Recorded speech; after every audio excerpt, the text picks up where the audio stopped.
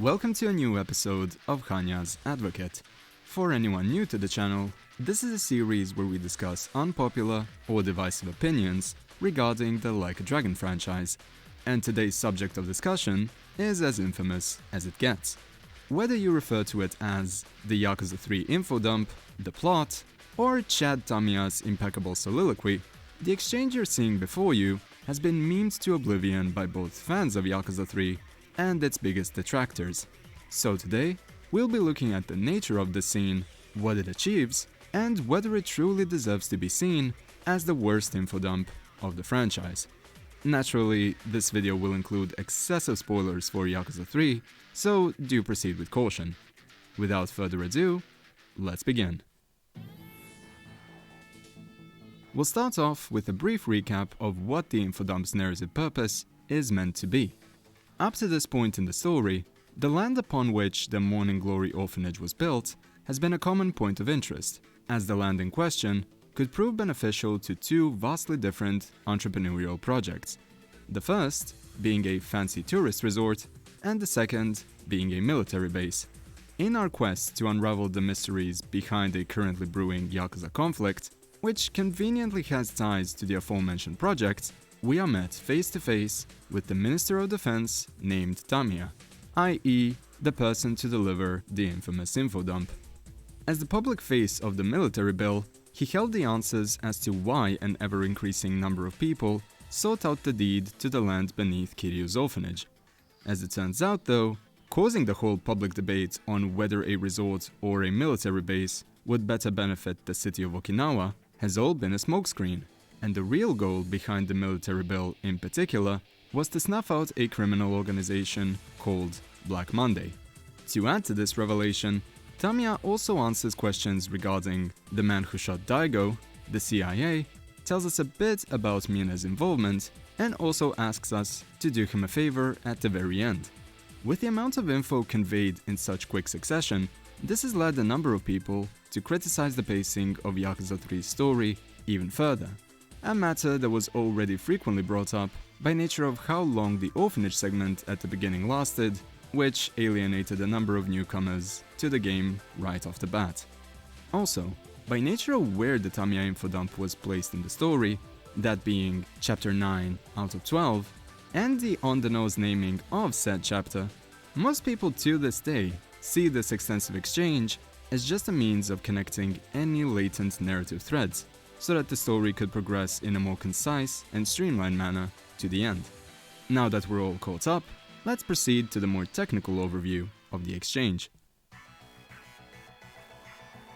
A playthrough of Chapter 9, focusing solely on the critical path, lasts roughly 48 to 50 minutes. The infodump, assuming you start the timer as soon as Kiryu and Date enter Tamiya's office, and stop it once they exit the premises for the circular fight up front, lasts around 26 minutes, equating to 52% of the chapter's runtime in New Game Plus. Evidently, this is a rough structure to justify, so the next prospect we should consider is whether or not the extent to which this infodump elaborates upon the latent narrative threads was truly necessary. Does it irreparably damage the pacing through its involvement, or does it allow for the story to genuinely be more focused beyond this point? Well, given that the reveals present removed most of the ambiguity that plagued the first two-thirds of the story, and were delivered to us in a single sitting, it was likely the best choice for the writers to make in this specific instance. Given that this is a game where Yokoyama-san was the lead writer, and how his unique writing approach often leaves the final obstacles of the game to be anyone's guess, this means that the creative process preceding the finale runs the risk of introducing more elements than are truly necessary to tell the story they'd end up going with in the end. It would be far worse to leave questions related to the central conflict unanswered, after all, so dealing with them as if you're ripping off a band-aid of sorts in Chapter 9 is understandable in concept. Plus, unlike other divisive narrative aspects in the series, Yakuza 3 has the benefit where its luggage, so to speak, pertains to a political subplot, something that is more often than not simply there to add nuance to a story rather than to be its backbone. Looking at Jingo's involvement in Yakuza 1, the public security plot in Lost Judgment, or perhaps the government of Tokyo's involvement in Kurohyou 2, they're ultimately just backdrops that, in part, pave the way for a conflict of ideals, among dozens of other narrative elements. In reality, the aforementioned conflict of ideals is the thing that is the actual focus of most, if not all, Yakuza narratives. This isn't to say that certain games in the franchise don't put a stronger focus on its political aspects, such as Yakuza 7 or Yakuza 4, which is why in analyzing the nature of such infodumps, we need to consider if they're just there to connect the dots, or if their contents will truly be integral to the end. In the case of Yakuza 3, the whole military bill and tourist resort concepts are essentially hand-waved away with time, as the focus of the story becomes chasing after Mine. And thanks to Tamiya's infodump, even if it overstays its welcome, we could replace the initially disparate narrative elements related to the property deed to now take the form of a focused, shadowy threat, to be revealed at the very end. In this case, the face reveal of Andre Richardson and his involvement with Black Monday. It's not a classy way of going about it by any means, and it definitely shows a lack of planning ahead, but this exchange nonetheless stuck the intended landing, making way for a satisfactory conclusion to the story. Now that we've gone over the practicality of the infodump, it's time to address the final parallels to see if this segment truly is the worst offender of its type. When analyzing a series that's as narrative-driven as Yakuza, it's a given that you'll be dealing with tons of expository dialogue, and when you take into account how these games have been getting exceedingly longer as the franchise progressed, this means that any unfortunately placed infodumps could be subject to the same fate.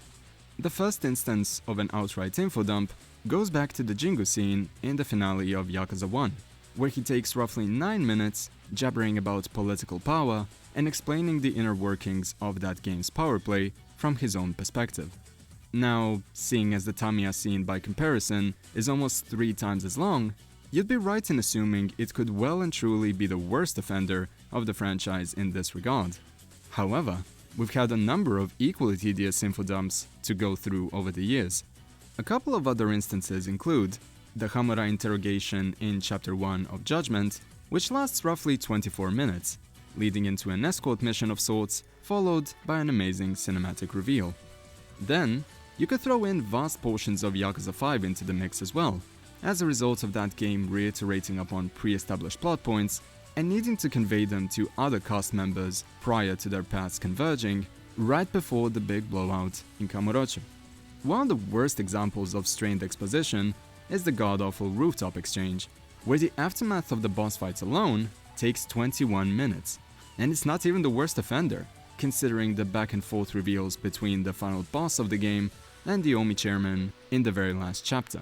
The only difference here is that the connecting of dots and explaining everyone's involvement in the story is also amplified by shock betrayals to keep you on your toes, unlike with the Tamiya section. But easily the single worst infodump of the franchise up to now is the interrogation scene of Ogasawara at the homeless camp in Yakuza 7. Even with the focus of prominent figures being politicians in that very game, the fact that it takes us 31 minutes to explain absolutely everything in such a dry manner and essentially play the same role as the Tamiya section makes you wonder why this part isn't as despised or noteworthy as the one from Yakuza 3. However, the answer to this conundrum is relatively straightforward. There's a multitude of things leading people to elevate the Tamiya bit over any other, starting with the fact that it was arguably the first massive exposition conveyed in such a way in the localized entries. Add to that the on-the-nose naming of the chapter where it takes place, the fact that over half of said chapter's runtime is dedicated to the infodump, and the rise of meme culture within the community, which led to the ironic praise of Tamiya as of late, and you have a moment that is bound to be a focal point of discussion.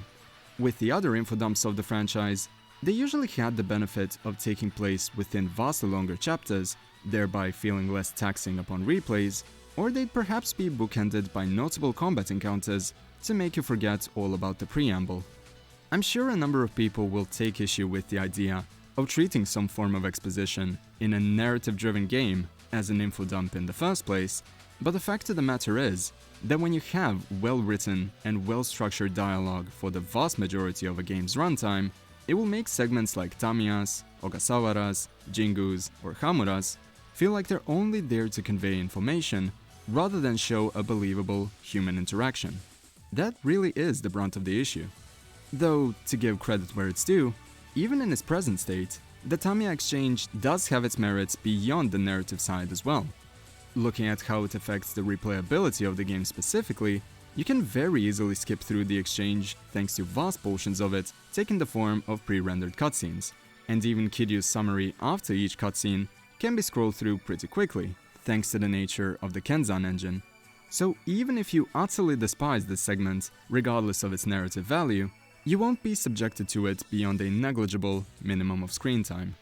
Had this game been conceived in the engine that gave us the likes of Yakuza 5 though, where skipping through most dialogue prompts was made significantly harder due to having to wait for animations or voice lines to start, I'd reckon not even the meme culture of today would be able to flip this endeavor into something positive. Thankfully, this wasn't the case, and I hope that the eventual Kiwami 3 that RGG has been teasing lately doesn't undo this blessing. So to conclude, is the Tamiya Infodump really the worst in the franchise? Realistically, no, but it is the most notable one, for now. Maybe by the time Like a Dragon 10 comes out, we'll be lamenting how Tamiya wasn't actually that bad compared to the then newfound MGS4 style exchanges, but we'll just have to wait and see. Anyway, thank you all for watching this video. Let me know what you think about the Tamiya Infodump, and feel free to suggest any other topics for the Hannya's Advocate series, or just an average discussion piece on the channel. Either way, that's it for today. So, until next time, take care of yourselves and have a great day. Cheers!